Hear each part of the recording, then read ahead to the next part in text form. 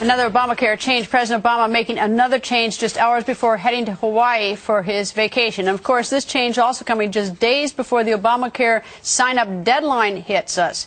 This surprise new change exempts people whose policies were canceled from the individual mandate. In other words, the ones who had insurance, who had their policies canceled because of Obamacare, will not have to pay the mandate penalty for 1 year for not having insurance because they can't now get it under Obamacare.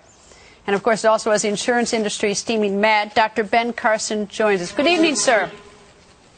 Good evening, Greta. I suspect that the White House is now admitting by this new change that the Obamacare is a hardship for many. Yeah, unfortunately, it's just the latest edition of the weekly unconstitutional changes that are made.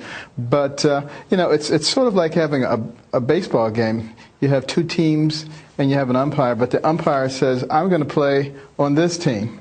This will be the government's team. And you get to change the rules anytime they start falling behind. And after a while, even the most ardent fans begin to say, you know, there's something wrong with this. And I think that's what's happening with the American people. And what we can hope for is that eventually the administration says, you know what, maybe it's time for us to relook at this. And let's look at it in a fair way, in a way that works for everybody, not just for my constituency.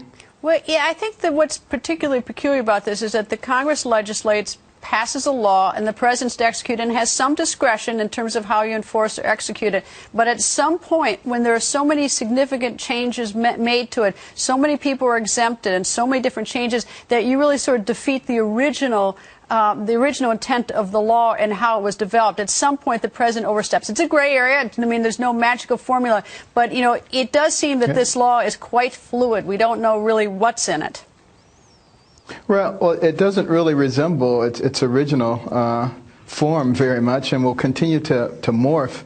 And when we get to the end product, it won't be anything like what it was expected to be. And that's a problem. But think about the problem with the small businesses and with individuals who are trying to decide what they're going to do for their future. I expect probably that Christmas shopping will be down significantly this year because people don't know what kind of premiums they're going to be paying. They can't plan their lives. And to keep people in limbo like this is the reason that the government was never supposed to get this big. It was never supposed to be this intrusive because it would completely destroy the American dream. You know, if the people can't buy it this year, the ones who are going to be exempted for the mandate, what in the world makes you think that a year from now they can buy it, especially if a lot of young people don't buy into the Obamacare, and thus the next year when we get the ratings that they're going to be, the numbers for insurance prices going to go up so much higher. What about these people next year? Well, obviously, we're just delaying the problem, and everybody understands that we're delaying the problem, and that's why you're not seeing employers rushing to hire new people. You're not seeing any of the problems that are such a drag on our economy clearing up. They're not going to clear up. People are smarter than that. They know that this is going to be a continuing problem, that the rules are going to continue to change, that the whole thing is continue to morph. But the good thing is, eventually, it's going to become so clear that we need to make changes, and we, the American people, will make those changes, and we will be able to live by logic and common sense, and we will be able to move the economy forward. We will be able to do things that help everybody in our society. This is going to happen. I really feel confident.